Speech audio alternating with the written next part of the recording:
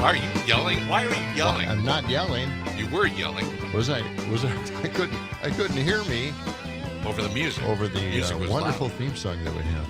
I just love that. Do you? Yeah. Brings back memories, doesn't it? It does. Sitting on the set of our cable access show. Number one cable access show in the country. Yes. At the time. We beat everybody. We had guests. Lots of guests. Just they couldn't wait to get on the program. I know. There were so many guests that wanted to take over our show. Just take the time because slot they could do it better. Yeah.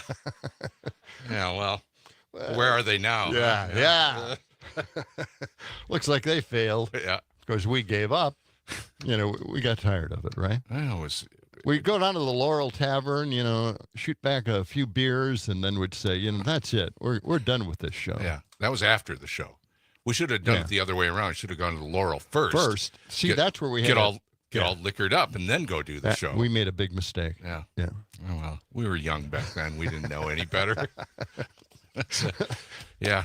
But you can still see those shows, right? On John's blog, space, democurmudgeon.blogspot.com. That's right. Yeah, all those shows are out there. Yeah, you can just check them out and sit there, watch, relax. The problem with going to that site is most people don't know how to spell Demo Curmudgeon. I know. And then they give up after 2 or 3 times. I know. I did not want Demo Curmudgeon, but... it was the only thing left? It was the only thing left out of all the choices that I had. Yeah. So... anyway. Because I misspelled curmudgeon. I always did. I always said curmudgeon. With a CR. Curmudgeon. No, it's curmudgeon. Yeah, it's curmudgeon. Yeah. Okay. I don't know why anybody would have a difficult time spelling curmudgeon. Huh? I don't know either. Yeah. Well, what do you say, Sam? Sam, what's your looks problem? like it feels like the moment has passed, but I was going to say crudmudgeon. No. Sometimes you can be a little bit of a crudmudgeon. Yeah. Yeah. That moment never passes. Yeah, well. All right. Well, it's 9 minutes past the hour. It's cloudy and not as cold this morning. No, it's actually pretty nice. But the winds are going to pick up later, and we could be in for some snow later on today. Shouldn't have said anything. Around lunchtime. But right now it's 25 degrees. Let's check out let's go to the One-Armed Bandit, the slot machine. All right, for today. See what the afternoon high will be. 3 and 6. Oh, wait. 036. There you go. Perfect. 36 for an afternoon high. Out. And do we have the dice ready to check out the wind chill? Because we do have a wind chill index today, so let's get the bar dice and see what that would be. So right now it's 25 degrees, but the wind chill is 14. So bundle up, dress in layers, grab the coat, the scarf, the hat, the gloves, everything. Put everything on that you own. I just want to mention, everybody out there listening this morning, we're the only show in America still using wind chill. So. We are? Prove us wrong. We're a relic of ages past. We're going to use the wind chill until we're done here. So okay. And when we're over, then the wind chill is over. And I don't want to see that day happen. Okay. Ever. So we'll have to live forever. Right. Speaking of living forever, Pete Schwabo was on the air overnight, and he was talking about ghosts again. He was. He had one of those guests on, ships, one of his regular ghosts. Yep. Talking about ghosts in southwest Wisconsin, around Dodgeville. Yeah, and the Driftless area. The Driftless area. Yeah. I didn't know that there were a lot of ghosts apparently sighted in that area. Yeah, you told the story about a big burly guy in a bar that threw a kid into a fireplace in the bar. Yes. And he caught fire and he ran outside into the snow and his friend went out to get him and then they froze to death. Yeah. They found him froze. They were in the snow, huddled together for warmth and what a horrible way to go. And then this burly guy was, a pariah in the community. And one night, similar snowstorm. Yeah. And he went out there and he's walking. All of a sudden, he sees these images in the snow, in the snowstorm, and it's this kid burning, and his friend standing next to him. And the next morning, they found him frozen in the snow. Isn't that something? And I thought to myself, well, who told that story? Who was there to see that happen? Who was there to see that? So, there's a little wrinkle in that story that doesn't make any sense. And I love ghost stories. Yeah. That's it's a mystery. Yeah. Yeah, I love listening to those ghost stories. That we got to guy, get that guy is wild, isn't yeah. I forget his name. Yeah. But he's a regular guest. he? And he knows everything about Wisconsin. I swear he makes it up. But we should find out someday and maybe have him as a guest. I hate to steal anything from Pete. Right. I mean, that guy's a regular guest, and he's very, very good. Yeah, he's very knowledgeable. Yep. Okay, let's get to the National Day calendar because we have it and we might as well use it. Ah. What? What? Okay. What? What? You know, the National Day calendar may not continue after this. What?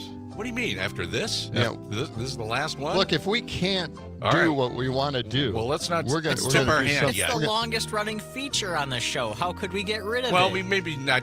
Well, may just Gordy- have it for a minute. Gordy a day. brought up a really good point yesterday, and that is that we're rerunning a lot of the. Since we've been on for more than a year. More than a year, we're just going over the old stuff again. We're not adding new days. We've kicked this around for more than a year. And there's no new day, so we're just rehashing what we did a year ago. We don't like to repeat anything. Yeah, who knows? This could be the last day of it. Is it or is it not? Cabernet Franc Day? I don't know how to pronounce Cabernet Franc Day. Is that a wine? We'll find out. I don't know. Is it National Sock Day? Is it National Evergreen Day? National Package Protection Day? Or National Cookie Day or National Dice Day? Which one of those days does not belong? Sam, I'll go to you first. Cookie Day? It's not Wrong. National Cookie. Oh, You're wrong. Man. Get the buzzer. I know what it is. What is it? What is it? It's What is not. it not? What is it not? It's not National Dice Day. You're wrong as well. What? You got a double wrong day. It is National Dice Day. We rolled the dice. It's You got to be did. Dice Day. Well, I thought that's why he made it up, because No. it's something we just did.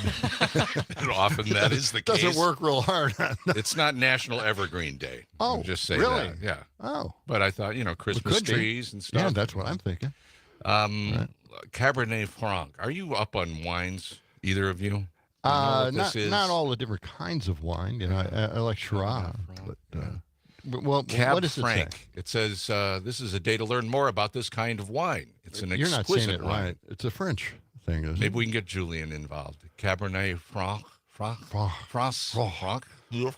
The sea is not pronounced. The sea is not there. It's not Cabernet Sauvignon. No, it's not that one. It's referred to as the father of that. This is because Cabernet Franc and Sauvignon Blanc forged together make Cabernet Sauvignon. Cabernet Good one, Franc man. is usually used as a blending grape in Bordeaux. The black grape is usually blended with Merlot, Petit Verdot, and Malblanc. Okay, he's got it. Malblanc He's did. got it. He did animated voices. didn't he? We've got the Malblanc? pronunciation Okay, ready. let's hear. How to pronounce with the typical French pronunciation, Cabernet Franc. Cabernet Franc. So there's going to be two different ways to pronounce Cabernet Franc with the standard English or American pronunciation. Franc. And this is going to be Cabernet Franc. what I You said. do want to pronounce the C if you want to pronounce it with an English sounding pronunciation. Cabernet Franc, Cabernet Franc, but the T at the end of Cabernet is still silent, Cabernet Franc. But for the typical French pronunciation, you do not want to pronounce the C at the end of Franc because it is silent in French, as many last letters of words are just like the T of Cabernet. So for the All right, typical that's enough. French pronunciation, That's Well, So, that's wild. so Cabernet Franc, no C at the end. What the heck But he is didn't this? say. if you're saying it French. There's did two he? ways to Franc. pronounce it. Franc. Okay.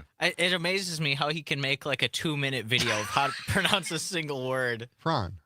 Well, somebody's taking me to task on the text yesterday about my pronunciation of Mar-a-Lago. They say I say Mar-a-Largo, You which do. I have said that. I think it's funny. Julian has that correct pronunciation too. So let's hear what that is. Do we have that? Well, Can we I get- got to pull it up. Well, that's what I'm tap dancing Well- over here, waiting for you to do that.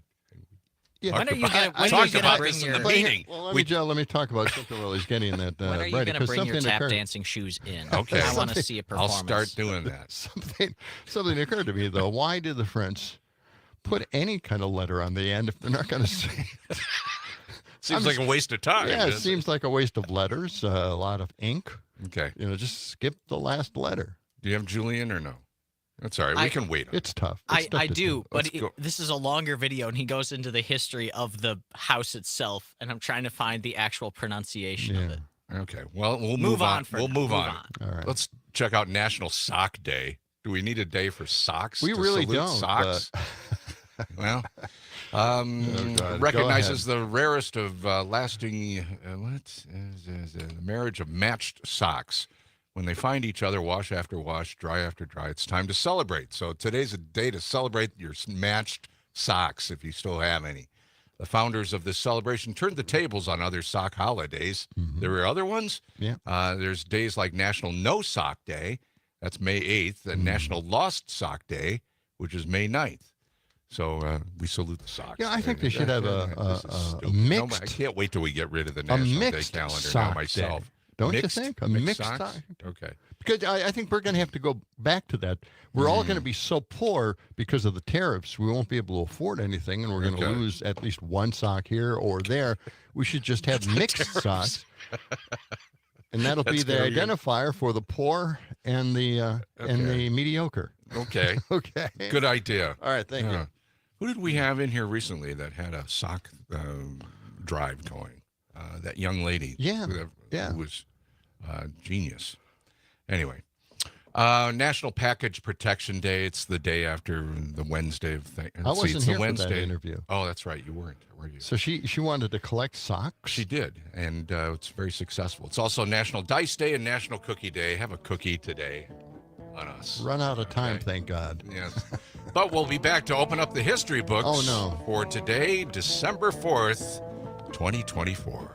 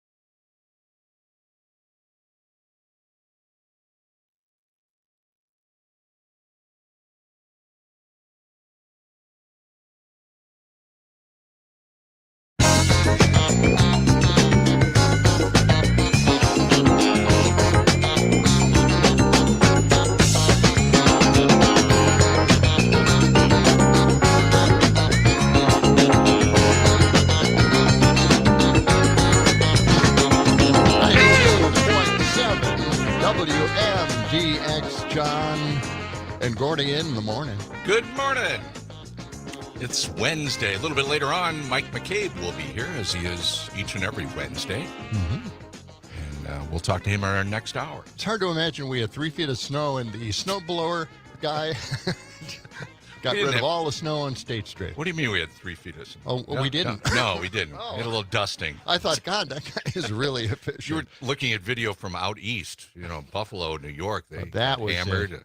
all those Or the lake snow effects. effect off of Lake Michigan. Lake effects. I bet Milwaukee is just covered in snow. No. It was blowing the other way across the lake. Milwaukee's fine. Well, we could talk to our Milwaukee correspondent, Doug. He could let us know what the weather conditions are over there. It's time to open up the history book. No, I left it open so we wouldn't have to do that. Thank you left it open? God you did that, John. Oh, wait a minute. That's the best part of the whole thing. Don't do that. I just pulled it out here. You did leave it open. I did. You left this other book open, not the history book. What's the other book? Well, Oh, wait. it's a don't book say of it. porn. Oh, that's it. The history of I know what you get up to after the show. Great. Okay. Well, All right, let's see what open we up got. the old Here we history go. book. Sam. Okay, buddy. You're gonna be all right. There's an oxygen tank in there. Use it. That's why it's there. Just take a big gulp of Lucky oxygen. we have a fan in the back. Okay. Well, that's I good. don't know how it just gets dusty in there every day. That little room that he's in. I think somebody's trying to sabotage me. Yeah, Maybe. I would Okay. think so. Well, what happened on this date, or what? Today, What's going on? I'm glad you asked, Gordy. Today, nice. in 1918, Right. Woodrow Wilson becomes the first sitting U.S. president to travel to Europe. He sat all the way? What do you mean, sitting? Yeah. Well, it's a long trip. You don't want to be standing up the whole No. time. Okay. Had to take a boat across back then. I'm surprised it happened that late. I figured it would have happened Yeah. earlier. Mhm. You guys probably remember this. Today in 1964, about 15,000 students at UC Berkeley go on strike to support the free speech movement. That's right. It was part of that. I don't. Still part of that. 1964? Really? 1964. I still believe in it. I don't. I actually don't remember that. Yeah. But, Ah. okay. 14 years old for me. Yeah, a couple days before, on January 2nd, there were a couple hundred students who staged a sit-in at like the university's head building to support this, and a Okay. ton of them got arrested when the university sent cops in. And a couple days later, they staged this large protest at the university to show support. Okay. I can understand why so many conservatives hate Berkeley so much. You know, that free speech movement. Yeah, that's who Well, wants it free gets under speech? your skin, doesn't it? Who needs it, right? Right. Right, Yeah, exactly. That's what I'm thinking. Everybody just conform. You got to be told what to do. All right. Anything else? Neither of you are Led Zeppelin fans, right? Well, Not Right. big Zeppelin. I liked the first two albums a lot, and then the third album started. Well, by this time they kind of dropped off. Today in 1980, Led Zeppelin disbanded. Well, that was a great day. You were in radio by that time. You I was, had to play yeah, them I all was. the time, right? I played them all. sure. Their last album was really good. It was kind of fun. Yeah. But yeah, we played that an awful lot. How many times do you have to hear "Stairway to Heaven"? I mean, that's what WIBA FM. They were Why playing do it people still all like it? the Like time. even I have gotten tired of hearing "Stairway to Heaven." Yes. I mean, it just got overplayed so True. much. True. Have you ever been in a music store when somebody picked up a guitar and started playing it? Well, yeah, actually, No. there are lots of stories about people that work in music stores that Right. there are songs that they won't allow people to play. Right, like it's a bit in Wayne's World that you're not allowed to play "Stairway to Heaven." Exactly. Yeah. I That did one- not know that. Oh, yeah. That's a good idea. Yeah. Do That they one's a have big like one. a list They posted do. on the Well, it's wall? behind Do the not- counter somewhere. Do not practice these songs in Yeah. front of people. That's one of them. We have customers here. Yeah. Ask somebody who works at Guitar Center. Yeah. Oh, In really? fact, yeah. Oh, yeah. Well, it's over, where Yeah. Guitar Center is Yeah. off of whatever that road is. I can never remember. This is an It's in interesting little Townsend. work. I did not know that they didn't want you to play certain songs Oh, yeah. to show how great a Yeah, guitarist there's you a- are. There's a couple of others. What's the Guns N' Roses song that has that riff at the beginning of it? Oh, yeah. Yeah, I hate can't- that. Yeah, oh, that my one. God. Yeah, That's it's in a another one. commercial. It's in Yeah. a commercial. I know it. God. Okay. Anything else for the hit? Any birthdays today? Nobody had a birthday? I didn't find any important What? birthdays. No. That's One sad. other thing I got on the list, what some people call the golden age of air travel comes to an end when in 1991 today Pan Am closes. I did not know That's that. so sad. Yeah. I don't take a plane very often. Yeah, me neither. Neither do I, but Yeah. I love flying. Pan It's, Am. it's really fun. Yeah. You ever been in a private plane? Little. No. Really? You think I got How money? about an ultralight? You think I know people that got money? Well, I guess I've been in. Sophia's dad has a plane that he flies for fun. Like their house is right on a grass airstrip, and Oh. I've flown in his plane once. Like a Cessna or something, or is this like an ultralight I don't experimental know. air? It's not an ultralight. No, it's I've been in one of those a couple of times. Yeah. That's Yeah? really fun. where you're just like sitting out in the open. Right. Yes. Wow. Yeah. Crazy. Well, Crazy fun. But it in- was a two-person one. There In the was a pilot. 60s, and in the 60s, I used to fly Trans-Love Airways. Trans-Love Airways. Yep. I don't know if get I'm- you there on time. Yeah. Okay, where are you going with this? Trans-Love Airways. Well, Trans-Love. I don't know where you. What is Trans-Love Airways? you never heard of that, No, right? no. It's out of a Donovan song. Oh, okay. Yeah. Could you be a little bit more vague? I know. Okay. I know. But I Well, we'll just have to thought find that one. It's really good. Sam's efforting right now. Okay. Okay. He's good. He's looking. I was actually looking for that Guns N' Roses song that you hate here. No, Oh, don't. Yeah, I forget Was what it's that the called. theme song for? I don't know. Well, it's on a who commercial. was the too. yeah, but I know who was the conservative talk show host. I thought he had it as his Rush? theme. Rush. Rush Limbaugh? Did he have that one? Yeah. I don't No, know. I But don't- I I hate don't to the think I jungle hate or that. something. I hate I that. don't think so. Okay. Okay. So, well, We have to All right. reclaim it. Okay. okay. We'll try to do that. No, let's not ever do that.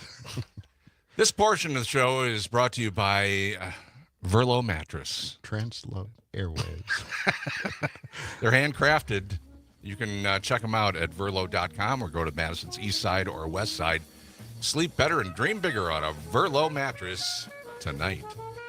29 minutes past the hour. When we come back, Idiocracy on John and Gordy in the morning.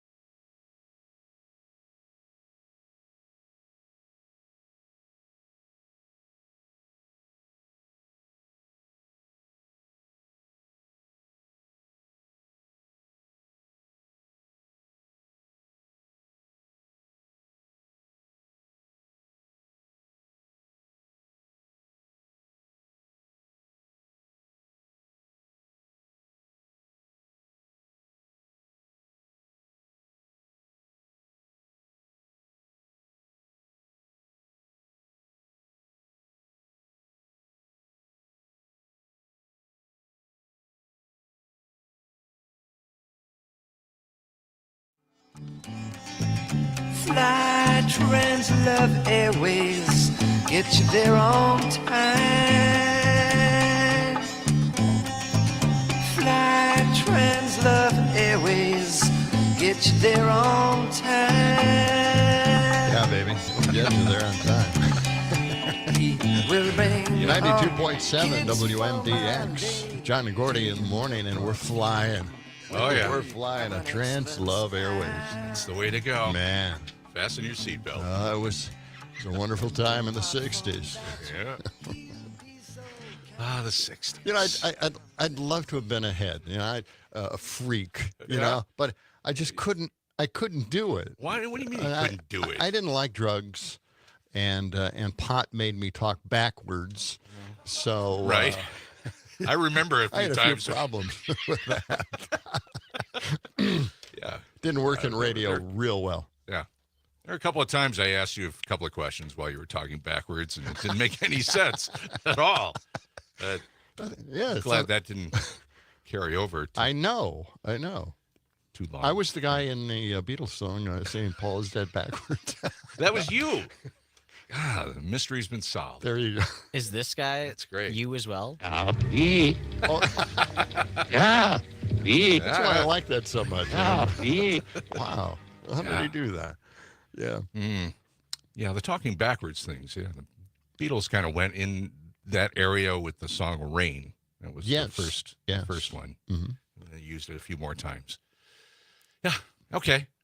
So what do we? But they act like, you know, it was a big surprise that people would interpret these things in the songs for some reason. Right.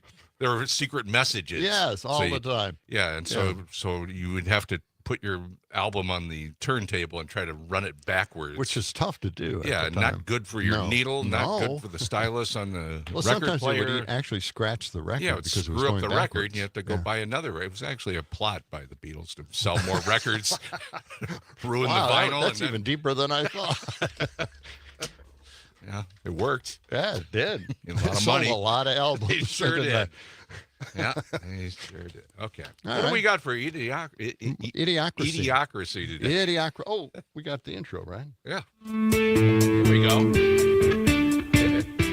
As the 21st century began, intelligence continued to decline until humanity was incapable of solving even its most basic problems. What an idiot! Oh, what a loser!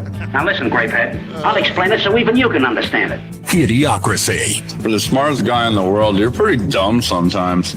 We try to make sense out of it. Yeah, exactly. Some way, shape, or form.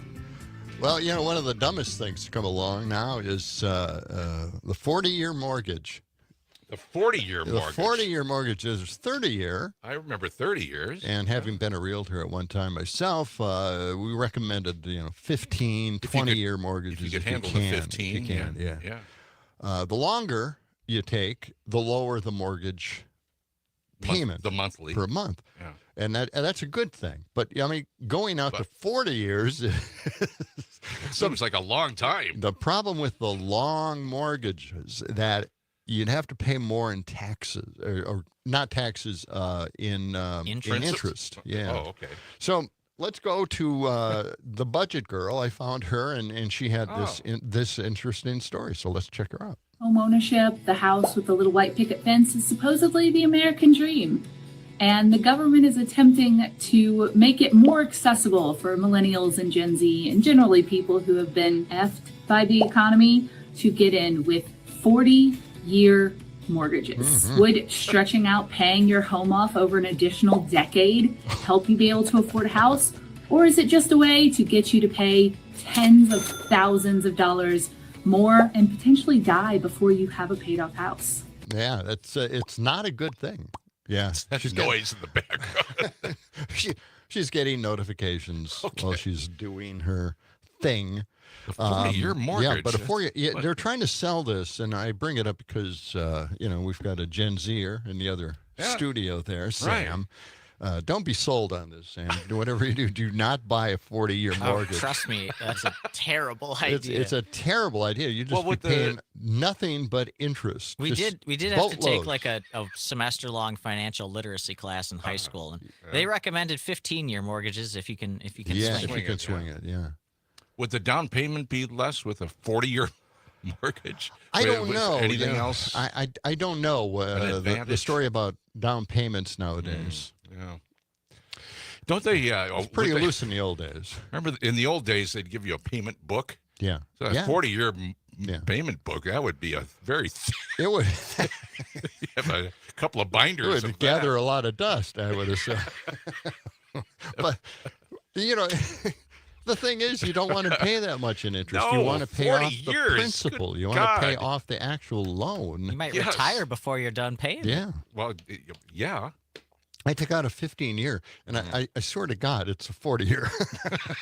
It's taking forever. I'm thinking, wait a minute, we must have like 5 or 6 years left, and we're at like $80,000 at this point. Did you get a second mortgage, or No. This is the only one that we have, and we're hoping that it would pay off very quickly. But 15 years seems like 80. So these are a thing. They've actually created these. They're actually they're Doing considering it. I don't know if they have them out there, but 40-year, they're trying to sell it to Gen Zers so they can afford a home. Now, Sam's shaking his head like, no way, not going to happen. The problem with this is that mortgage rates are expected to be, and this is just expected to be, because who knows what's going to happen under a Trump economy. But Nobody knows. They're expecting it to be about 6% on average for the next 2 years, okay? All right. Now, if you have a 6% interest rate for a normal mortgage, I would assume a 30-year, and it might come down just a little, but not enough to make any real difference to go to a 40-year and pay all that interest eventually on a home that you purchase. So you really don't want to do it. Just get as few years as possible, 15 or 20. Yeah, that's the way to go. Yeah. Okay. And hopefully you'll have a rich uncle or something like that to pay your down payment. That's what everybody's waiting for. Exactly. Yeah, that's the way to go. My father-in-law actually signed as a co-signer on our mortgage, so we didn't have to come up with a down payment at all. And really, back then in those days, I don't know if you can still do that today, but we'll see. Oh, I've got a story. Oh, I got a story. Which what? Oh, what? Oh my gosh! All right, a mortgage story or something else? I actually do have a mortgage story. I should have paired it up with this one. Duh. Okay. All right. Okay, I got it. Oh, okay, I see where you're going. Yeah, you see it? Yeah, I do. Okay. 4C. Yeah, 4C. Okay. Yep. Greenspan. There it is. Okay. All right. Get this ready. All right, we're dialing it up right this now. is cut 24 eventually. Donald Trump is pursuing deregulation and privatization of the massive consequences of Fannie Mae and Freddie Mac. Now, these are the two mortgage companies right now that package mortgages and then sell them safely, so there's no risk. And Fannie and Freddie kind of let this thing go a little bit during the Great Recession that brought on the Great Recession. And Fannie and Freddie, they should have thought about this a little bit more, right? Yeah. Should have sat down together. You would think, sure. Who are they anyway? Well, and by the way, what is the Great Recession? I know my mega friend in Milwaukee, I brought up the Great Recession to him, and he said, what? You mean the Great Depression? I said, no, the Great Recession. You don't remember? Doesn't remember it. Doesn't remember the Great Recession at all. Not that long ago. It's the collapse of what is called a free market. Bank bailouts. The federal government had to take control of Freddie and Fannie following the 2008 Great Recession due to speculation and bad mortgages. Right. Fannie and Freddie repackaged the existing mortgages in order to pursue and sell stable cash flow and allow loans to be issued affordably to people with low incomes. Okay, I mean, that's the whole point of Fannie and Freddie. But that's not going to happen under Trump. He, by the way, pursued this earlier. He did want to privatize Fannie and Freddie. Now, the government would have a windfall if they sold them to the private sector. Okay. That's true. Yeah. But at the same time, Fannie and Freddie are making a hell of a lot of money for the federal government anyway. Yeah. So keeping it in the government is the best way to do it. But, Trump has his own thing. He tried to privatized it before. Now he's going to try and privatize it again. And I want to give you an example. If he does this again, we are probably in line to get another great recession, all lined up and ready to go. And Thanks for the heads up. And Alan Greenspan, who was grilled in the House committee by Henry Waxman. Representative Henry Waxman grilled him on this thing because, you could have saw this coming. We've been talking about the free market. You can't do it. You have to have regulation somehow. And Greenspan made some interesting comments about that. Let's listen to this cut. Well, where do you think you made a mistake then? I made a mistake in presuming that the self-interest of organizations, specifically banks and others, was such as that they were best capable of protecting their own shareholders. The question I have for you is, you had an ideology, you had a belief that that free, competitive, and this is your statement, I do have an ideology. My judgment is that free, competitive markets are by far the unrivaled way to organize economies. We've tried regulation, none meaningfully worked. That was your quote. You had the authority to prevent irresponsible lending practices that led to the subprime mortgage crisis. You were advised to do so by many others, and now our whole economy is paying its price. Do you feel that your ideology pushed you to make decisions that you wish you had not made? Well, remember that what an ideology is, it's a conceptual framework with the way people deal with reality. Everyone has one. You have to exist, you need an ideology. The question is whether it is accurate or not. Right. And what I'm saying to you is, yes, I found a flaw.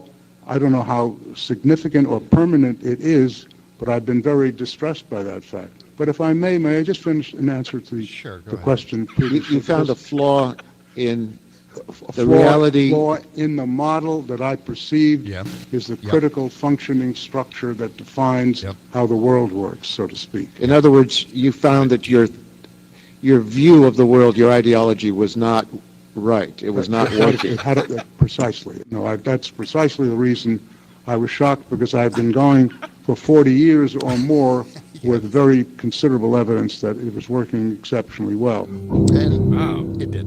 After almost 2 decades of public service, he realizes that the economic philosophy that he had pushed so hard, resisting regulation of derivatives, he realized that there were some fundamental flaws in that whole philosophy.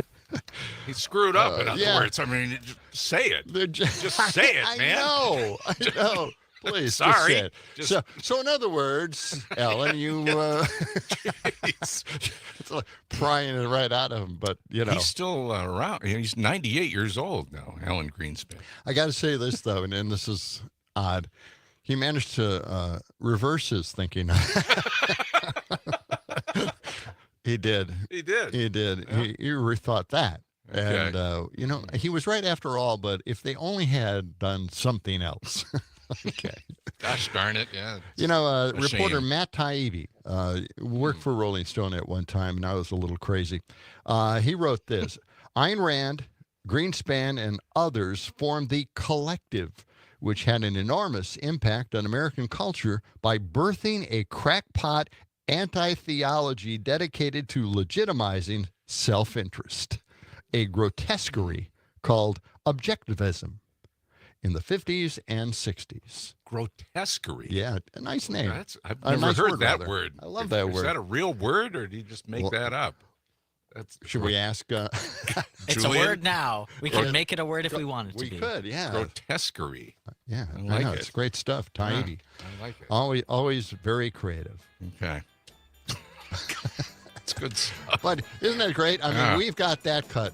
And, in Act 10 was reversed. I've got a great clip of Walker admitting that it didn't really save any money, which is Republicans, by the way, are still claiming it did. We're going to get to that, and also daylight saving time. We're going to have a little discussion about that, too. Yes. 6:49, John and Gordy in the morning, continuing in just a moment.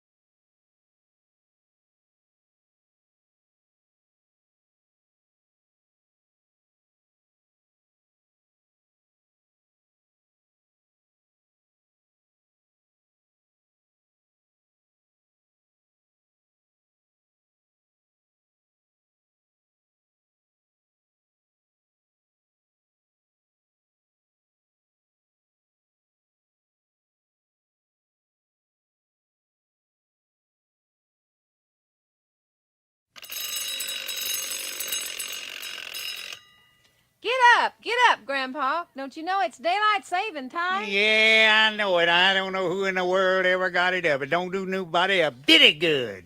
For years and years, folks got along with an old grandfather's clock, or just a common old sundial sitting out on a rock. Then the dollar watch, it had its day, and the wristwatch, it was fine. Then along came a man that ruined us all with daylight saving time. I'm a-hunting that man who first thought up daylight saving time. Until he moved the clocks around, everything was a-going fine. But I guess he's hid and won't come out. He knows he's out of line. I get up late, have to wait, can't keep it straight. Who did he hate? I mean the man that first thought of daylight saving time. That's something else, man. 6:52. You're checking your chronometer right now, and it's cold out there, 25 degrees, wind chill 14, highs in the mid-30s, maybe some snow a little bit later. That's not from Hee Haw, is it? Yeah, it is that well, that's directly Grandpa from- Jones. It's from Grandpa Hee-Haw. Jones, but I don't know if he it's was on from the Hee-Haw. show. That is a really timely song. Timely. we got, I got we, you. Yeah. we have a story here. Elon Musk, apparently inspired by an online poll. This is how we're coming up with policy nowadays. Just something he saw on online. Online poll. And now he's on board with ending daylight saving time. Now, they're saying it two different ways here. Ending daylight saving time or permanent daylight saving time. I'm not sure how to fine-tune that one. Which is it? It's both. Okay. It's an idea that lawmakers on both sides of the aisle, you know, Democrats fall into line as they always do. Okay. But anyway. Just a little history on this. This is not a good idea, actually. And I was kind of for this myself. Why do this? I have wall clock. I have a lot of clock. I used to collect clocks. Right. So, but now I'm not on board because the history told me otherwise. This tried to get rid of it before, but it failed horribly. January 1974, billed as a national experiment that might save energy, but the experiment quickly went off the rails. The sun didn't rise until late in the morning, and children who had to leave for school, left in the dark, were injured and killed by drivers because of that. One senator said, just a few weeks later, after this went into effect, it's time to recognize that we may have made a mistake. Yeah. Support for permanent daylight saving time fell from 79% to 42% in 3 months, going back to that failed policy. Musk, Ramaswamy, and Trump want to go back to a time that failed. Yeah. I guess That's not going to happen. making America fail again. I think farmers generally like daylight saving time. Yeah. Sam, you grew up on a farm, didn't you? Or near No. farmers? No. You were near farmers. I had some neighbors who were Okay. animal farmers. They didn't work with crops at all, but I don't know. Hey, Joe's on the line. Oh, let's go to that. Why don't take your call right now? Yeah, 608-879-8255 is our number, 879-TALK, or you can text us via the Civic Media app. Good morning, Joe. Thanks for calling. Hey, you guys, great show as always. I was interested in returning to the issue of our DOD nominee, Mr. Peter Hegseth. Oh, who, yeah. Of course, was in the news earlier with the article from Jane Meyer in the New Yorker that detailed some of his hijinks while quite inebriated and with his veterans group. So he was hoping to hop on stages and dance with the strip club people, that sort of thing. Yes. And in that article, they had that lovely line from Senator Blumenthal, who's on the Senate Armed Services Committee, who said, and we'll return to this line because it sort of sets out the week, much as we might be sympathetic to people with continuing alcohol problems, they shouldn't be at the top of a national security state. It's dangerous. Yes. So another article has come out about Mr. Hegseth in reference to his duties at Fox News. And this is at NBC. You can check it out, NBCnews.com. They've got an article about during his time at NBC News, the drinking remained a concern up until his time to choose to run at the Pentagon, at which time he left Fox. but they found 10 people who spoke to the fact that this guy would routinely show up to work smelling of alcohol and talking about how he was hungover, and understanding that his job that he showed up drunk at started at 6 in the morning. Wow. Because it was a weekend job. It was a weekend job. And one of the people came up with another great line that we should return to. This former Fox employee said, he should not be Secretary of Defense. And then they said, for the sake of national security, I really hope he stopped drinking. Well, that's kind of... Let's hope. Yes. So I think we should return to your line, which overarching that we shall have for the time ahead of us, which is, let's wait and see. Exactly. Wait and see what happens. Boy. So thank you, Joe. Thanks. Appreciate that. Thanks for that comment. Let's go to Mark. Let's see what Mark has we'll get to say. Mark. It reminds me of my days in TV news, but don't have a lot of time, Mark. What do you got? Yeah, we got a minute here. Yeah, well, Alan Greenspan, of course, was a big fan of Ayn Rand. Apparently, she was a big she influences his thinking. That's the whole objectivist thing as well. Yeah. And let's remember, Ayn Rand despised democracy. She called democracy a form of collectivism which denies individual rights. The majority can do whatever it wants with no restrictions in principle. The democratic government is all-powerful. Democracy is a totalitarian manifestation. It is not a form of freedom. Oh, man. And she also penned, if people place things such as friendship, family ties above their own productive work, yes, then they are immoral. Friendship, family life, and human relationships are not primary to a man's life. A man who places others first above his own creative work is an emotional parasite. So that's the whole objectivist movement in a nutshell. And you can always watch Ayn Rand on YouTube. Great interviews, and she is an unusual person. Mark, thanks for your call. We got to move along. Mike McCabe coming up in our next hour here on John and Gordy in the Morning. As we were saying, let the sun shine. It's the John and Gordy Show.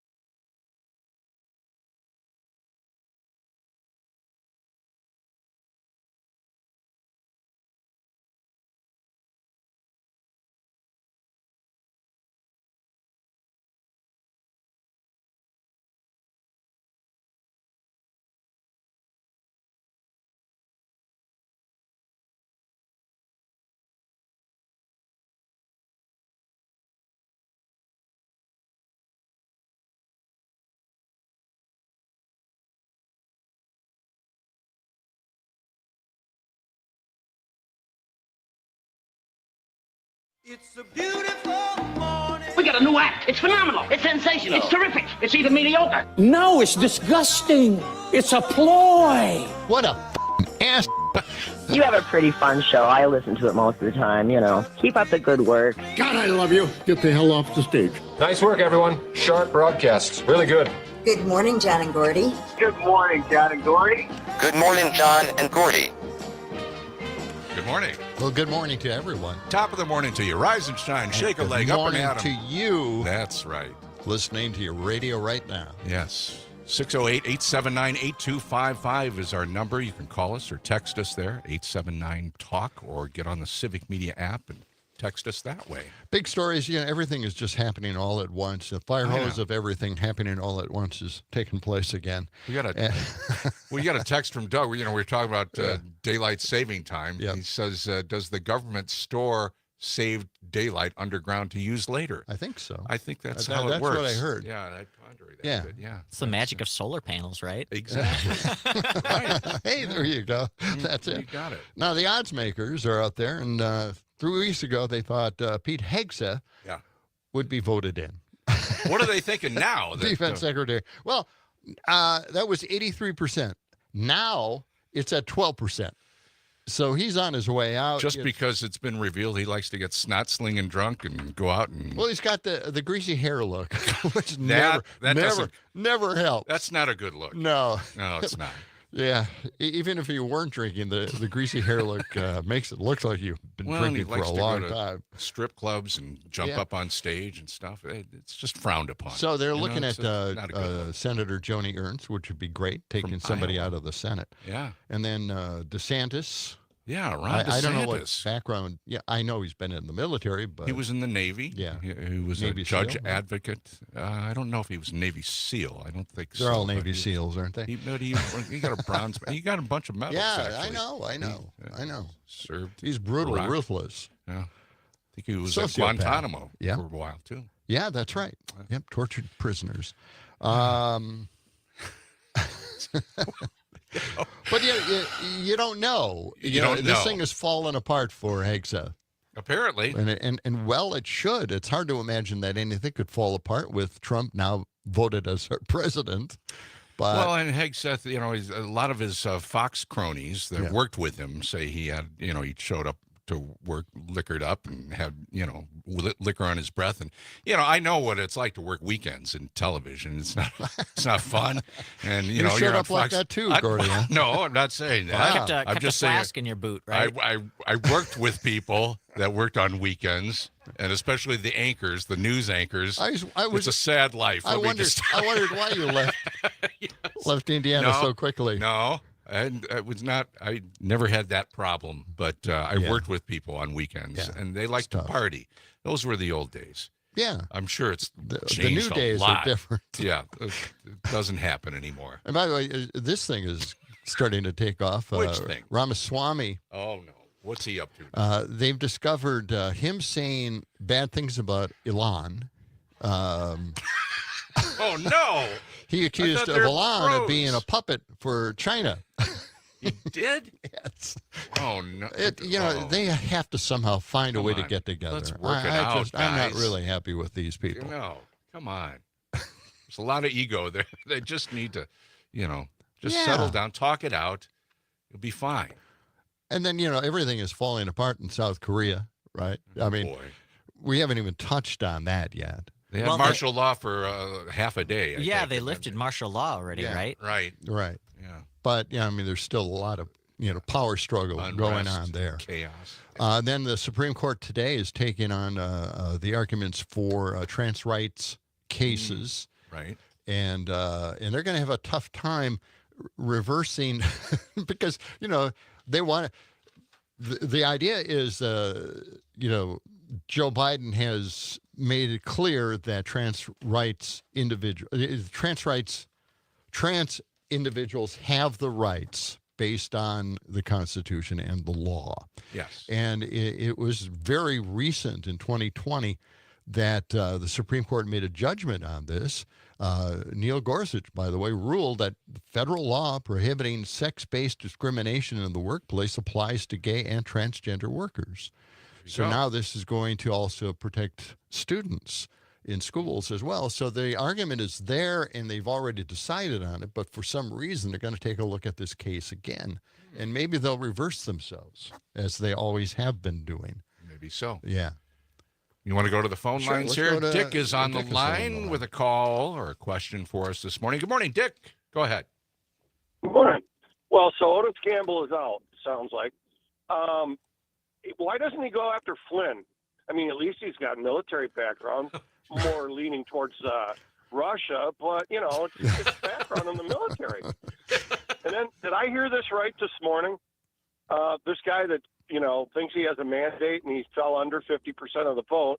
I think I heard this morning that the House is going to be held by the Republicans by 1 seat. Yes, it's looking like it's going to be 1 seat. Yeah. Yeah. And I'd like to see. If we can get to the midterm. I'd like to see them get Marjorie Taylor Greene on anything. I'd like to see her agree with anything the House does at this point. So, I mean, any one of these people can suddenly become the star and the swing vote, like Manchin and Sinema used to be for the Democrats. Yeah, that could happen. Yeah. So nothing will get done. In other words, that's it. Yeah. And They're maybe that's deadlocked. the best thing that we could hope for. It's possible under a Trump administration. Exactly.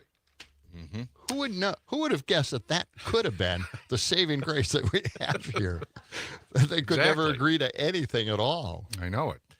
Hey, I just want to mention this portion of the John and Gordy morning show is brought to you by Verlo Mattress. Sleep better and dream bigger on a handcrafted Verlo mattress, available on Madison's East or West Side or online at verlo.com. Weather today, maybe some sunshine mixed in with some clouds. We have a chance for snow midday and highs in the mid-30s. Not much snow, just a brief flurry or two. I hope things are okay out there in Horicon. Sherry sent us a very early message. She did? Good morning to us. Yeah. Okay. Always nice to hear from her. By the way, I want you to be on notice, all right? I think I'm starting to hallucinate on coffee. So you are right now? Yes. I'm seeing starting colors? to lose it here. You got some traces? So we'll do whatever you How can. about if I wave my hand in front of your face? How's that? I can't see that. Okay. You can't see it at all? All right. Oh, my gosh. Let's You're talk going about Elton John on Elon, us. because Elon is a crazy man, right? I mean, he's Elon? crazy, right? So Elon is saying that he should be getting this public salary. It would be the largest public salary in history by a company executive, and he's angry that he lost a court case, that now he can't get that $56 billion pay package. Can you imagine this? $56 billion? He needs a few more $1 billion, and he was trying to get a $56 billion pay package as CEO back from 2018. He's got to get the money so he can buy Hasbro. Yes. Did you hear about that? Yes, he wants to buy Hasbro because Why?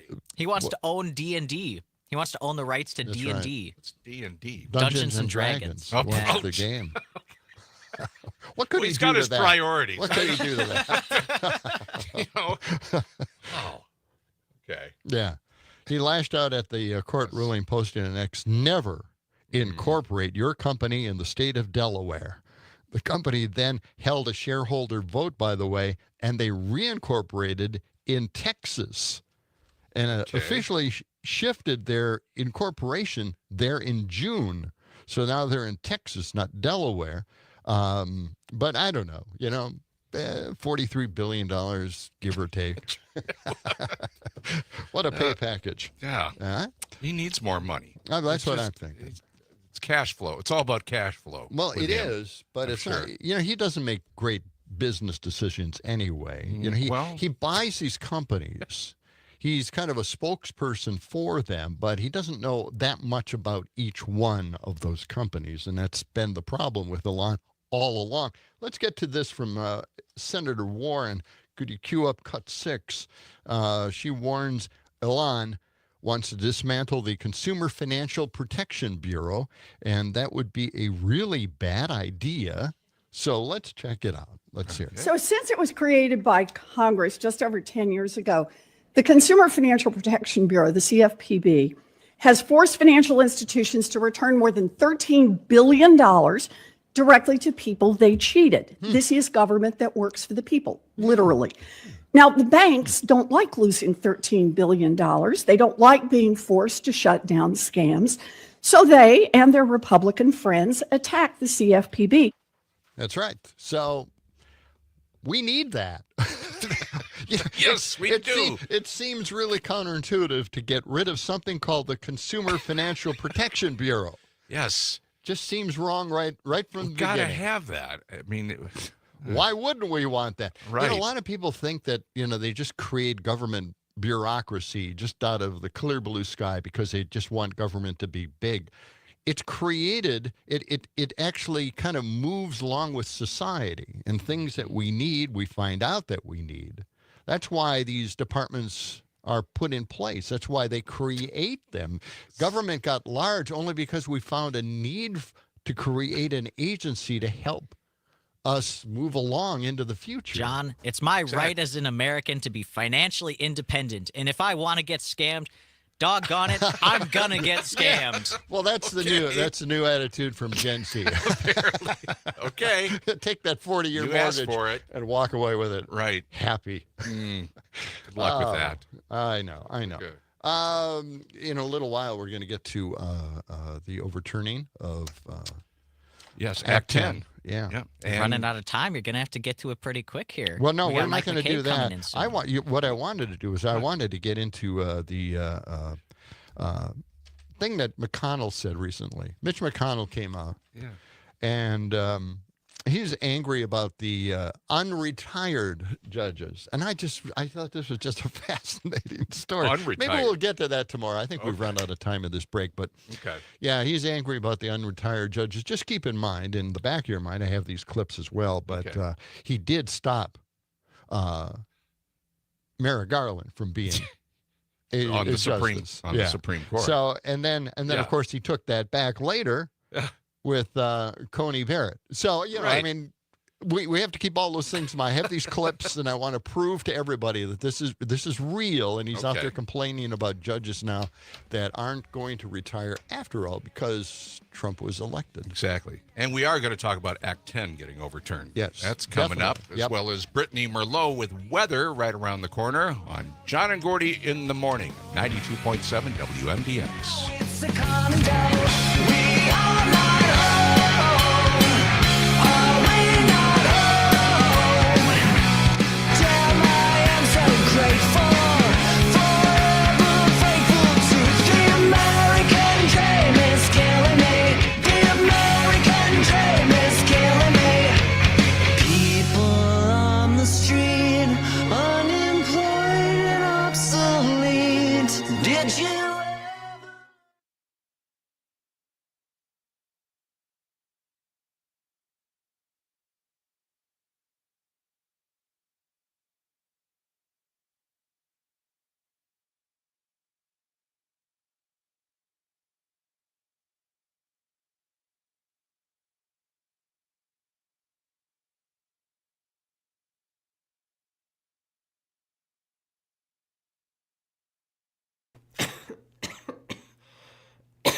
Or something, or computer I don't think slow. he uses the same software as.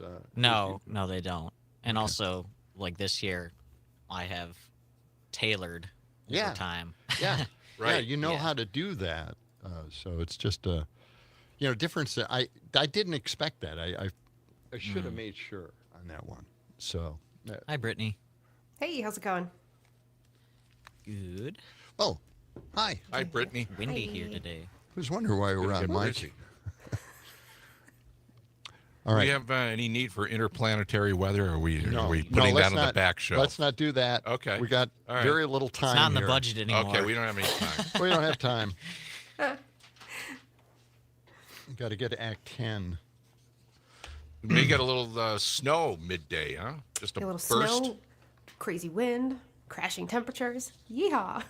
Yeah. Winter has settled in, it seems like, but a warm-up on the way for the weekend.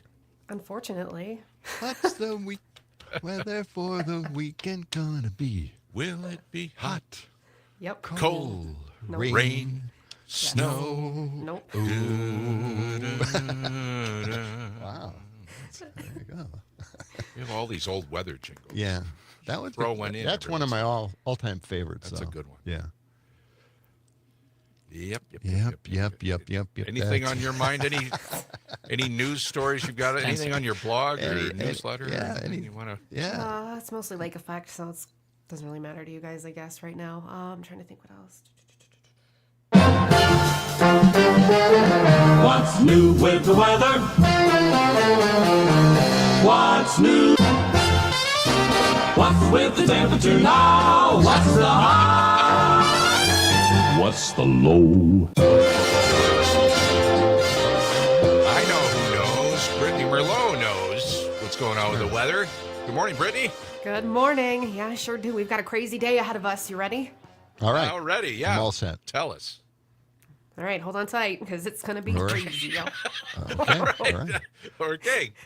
What's happening? Now is the time. Have you ever seen the Michael Jackson Smooth Criminal video where he's like doing that lean? That Yes. No one can Yes. even do? Yeah. I think you could try it maybe today with those wind gusts. Oh my gosh, really? That's going to be that Wow. windy? All right. Oh, gosh. Yeah, wind advisory starts at about 2 p.m. this afternoon, and we're going to see gusts around 40 to 50 miles per hour as we go through this evening. Wow. So, woo, it's going to drag in some cold temperatures. So highs today will be hit maybe around 11 a.m., and then we crash after that throughout the afternoon. We'll fall back down to the single digits tonight. Plus, the wind's still feisty. It's going to be feeling like near negative 20 by tomorrow morning. Wow. Wait, negative 20 Yes. tomorrow morning? That's the feel-like temperature. Oh, The wind chill that we're The forbidden wind to chill. We definitely are keeping that alive. Again, we're the only station in the country still using the wind chill and feel-like I don't know temperatures. that that's true, but we'll go with it until somebody tells us differently. Yeah. Check it out, somebody. Okay. Or prove but us this wrong. cold front, man, it's going to bring you a little bit of snow, a little bit of rain, and a Really? little bit of snow. So right Mm-hmm. around noon, that looks to start. That's where the wintry mix will be first, and then the cold air just takes over. And, it's going to be flurries through the rest of the night. No major accumulations, but about a Okay. trace is definitely possible. Half an inch would be the maximum. Yeah. Okay. Won't have a chance to, settle on the ground because of the wind. Exactly. So how are Blowing, things shaping up for the upcoming weekend?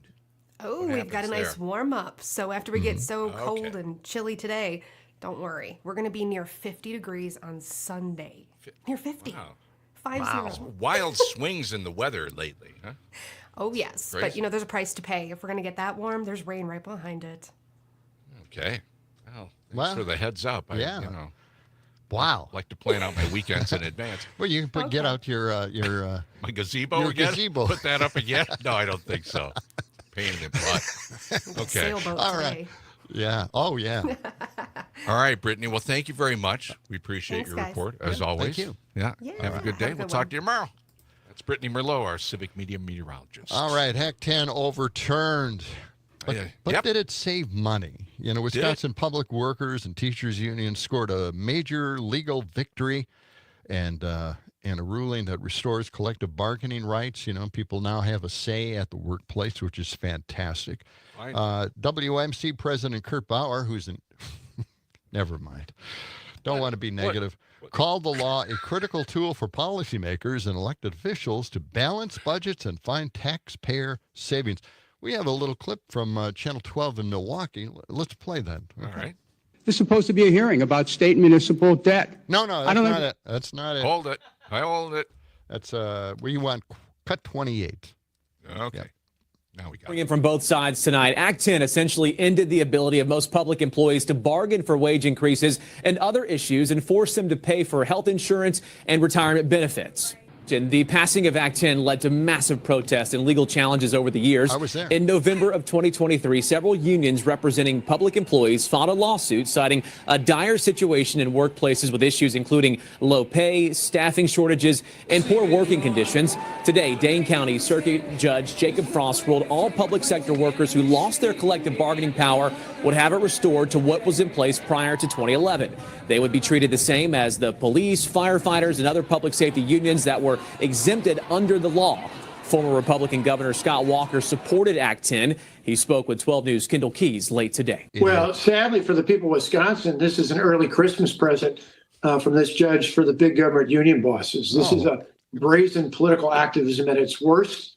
And the big losers are the taxpayers of Wisconsin, but even worse are the students who go to our schools and the people who use our public services, because they're going to hurt if this court order is upheld. No, Republican. That's bull. All right, let's play this cut 22 right now. Okay. This is supposed to be a hearing about state municipal debt.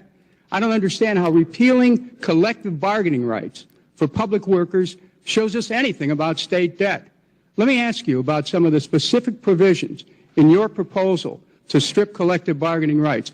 First, your proposal would require unions to hold annual votes to continue representing their own members. Can you please explain to me and members of this committee how much money this provision saves for your state budget?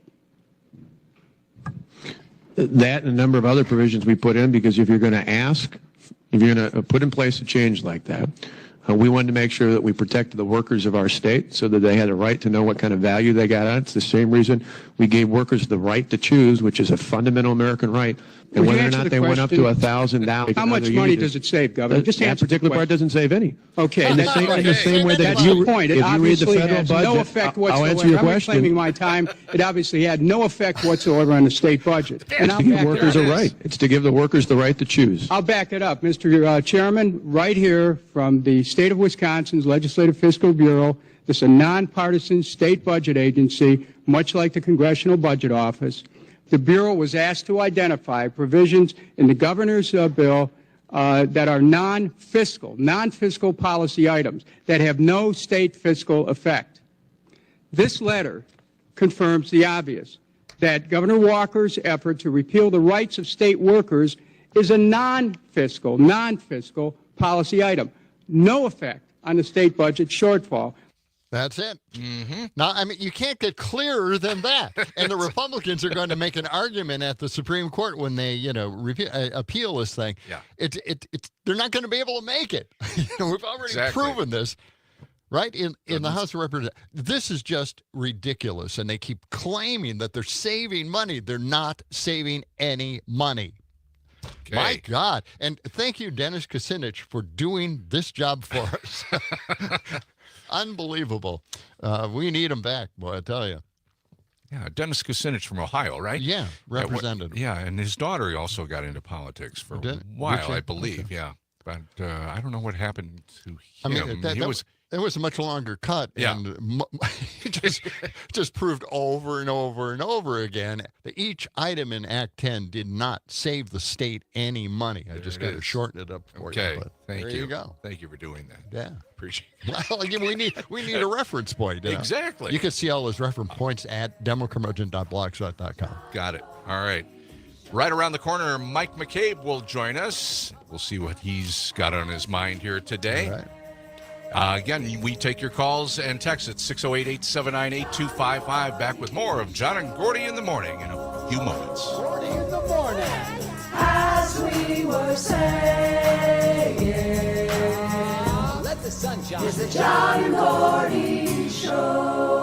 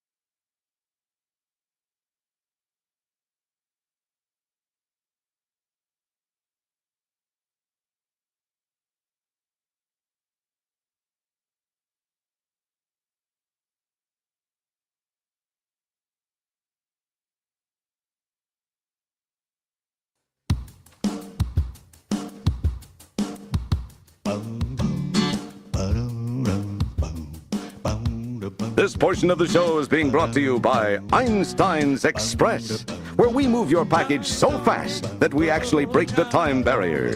In fact, we guarantee that your package will arrive at its destination at least 12 hours before you send it.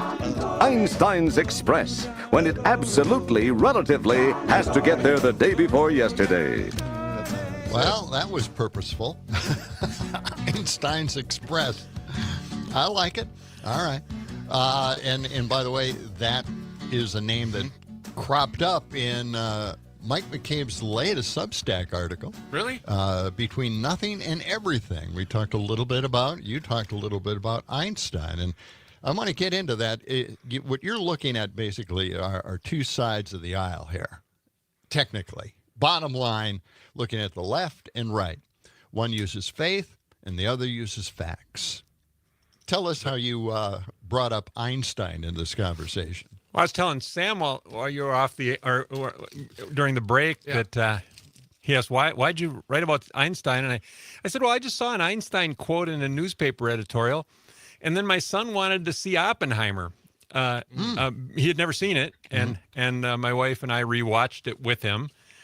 And so that's what got me to thinking about Einstein. But with all the, the mess that we've got in our world, I thought, hey, why not summon the dead and try to penetrate a far greater mind than my own to make sense of what's going on in our world. And Einstein is such a fascinating character, such a normal individual, and and that balanced. one of the things that I marvel at is here's a guy who was an intellectual giant, and cooks up the theory of relativity and figures out E equals MC squared and all of this stuff, but he really never got a big head. All the people who knew him said that he was very self-deprecating. He was very modest, humble, soft, very humble guy, very soft-spoken. Didn't say a whole lot when he spoke. When he had remarkable insight to share, and he. One of the fascinating things about him is probably no single human being has contributed more to the advancement of human knowledge than Albert Einstein. And yet he said imagination is more important than knowledge. And he had that ability to sort of look into the universe and look into the future and figure out stuff that we cannot fathom. Most of us really are should be on our knees before Einstein. He was a giant. Well, a lot of science fiction writers, also created a lot of. And one of the things that fascinates me about Einstein is here's a guy who committed his whole life to scientific inquiry and the expansion of knowledge, and yet he seemed to have this really keen sense that knowledge doesn't take us all the way. There are unanswerable questions. And the more answers he got, the more he realized there are questions I cannot answer. And that's where faith comes in. And when I use that term, I think some people think that, well, you're just trying to fill in the blanks. No, I think that's where, for Einstein, that's where imagination kicked in, where he had to, what he couldn't answer, he had to imagine where to look, what questions even to ask. Just such a fascinating figure. And I think now we've got a party that is committed to facts and policy details and all of that. And we've got another party that just doesn't relate to facts the same way as the Democrats do. And they just, but it's a party with a significant movement behind it that is really more faith-based. And I go back to what, Karl Rove used to talk about back in the George W. Bush days. Said, you don't attack a candidate's weakness, you attack their strength. Right. But you need to understand their strengths before you can really attack those strengths. And I think Democrats have made a big mistake by not spending enough time thinking about what Donald Trump's strengths are. they sort of leap to the conclusion Great that he's point. just followed by a cult, and Yeah. that it just sort of blindly does whatever he wants them to do, and that people are sort of dumbfounded by why people would put their faith in this man, and they think he's corrupt, he's a convicted felon, he's and people go on and on and on about all of what his failings are or what his weaknesses are, and don't give very much thought to what his strengths are. But And- his weaknesses and his strengths are the exact same thing. He lies. He's the best liar I've ever seen. And that is his strength. So how do you attack lying? But as I wrote in the column, how you would define fact and truth. One of the lines I put in there is that on that side, seeing isn't believing, believing is seeing. And they believe he's on their side. They believe that he has a vision for America that includes them, and they feel excluded by the other side's vision of America. And so they are drawn to him like a magnet, and they will look past all the other stuff that Democrats are hung up on. Yeah. All of the things that we're outraged by on the left, they look past it all because they sense this guy has a vision for America that includes me and the other side doesn't. That creates a deep commitment on their part to him. And people on the Democratic side can't relate to that, can't fathom it. And that, I think, is a great mistake by people on the Democratic side, to not really think about why they believe that he has a vision for America that includes them and the other side doesn't. And that brings me back to what Karl Rove always used to say, and he was the mastermind behind George W. Bush and all of his campaigns. You don't attack a candidate's weakness, you attack their strength. Remember what he did to John Kerry? Yeah. A decorated war veteran, and he Right. went after him and painted him as soft on the military and A weak, deserter. weak and basically a deserter. Yeah. And here was a decorated war veteran. Absolutely. And he figured that's that guy's strength. We're going to take that strength away from him. And I don't see that on the left with Trump. Nobody's thinking. They just sort of explain away his strengths, and they sort of say, well, it's just imaginary, or it's there's nothing really to it, and it's just this cult following that he has, and they blame it on the voters. But there is something there that draws people to Trump and makes them loyal. And so I think the question on the left is not what the hell is wrong with the voters, but what the hell is wrong with us that we can't beat Donald Trump. If he's as flawed as we say he is, if he's as horrible as we say he is, why has he been elected president for the second time? Good question. Now, do you think one of his strengths is just this charisma? I mean, when he's on stage, you can't take your eyes off of him. Whether you love him or hate him, he commands that spotlight. And is there something about just this charisma that people they can't turn away from it? That's undoubtedly true, Gordy.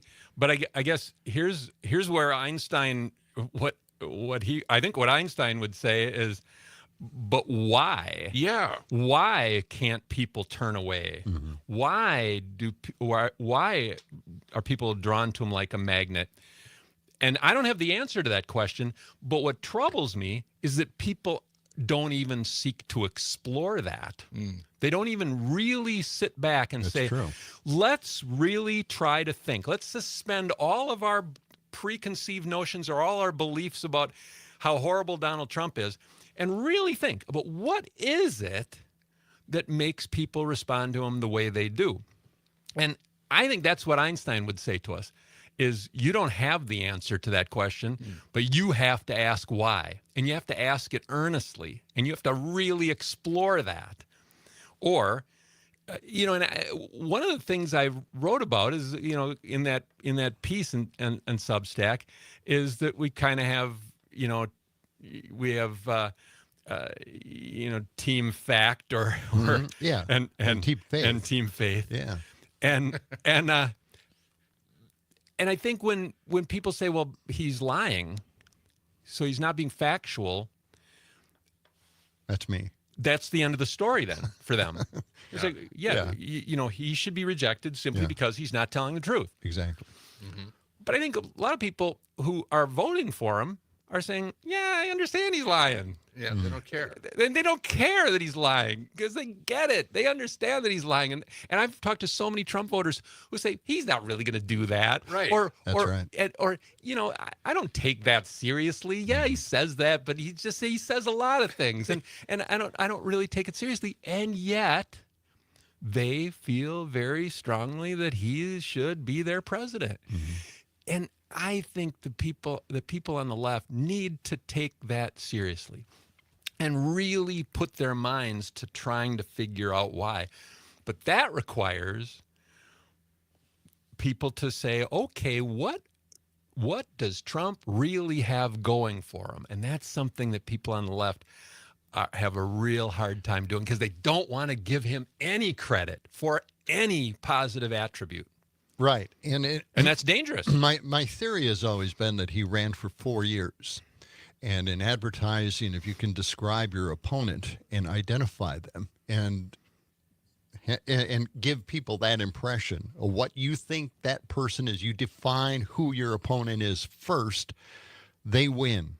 They get it. And he had 4 years to define his opponent and attack their strengths because the opponent, the Biden administration, Bidenomics, actually helped the administration, and it helped the country, and it helped everybody out in this country, whether you were affected directly or indirectly. It helped everybody, and he attacked all of that. And from the grave, Albert Einstein would say to you, John, what would he say? You don't know that.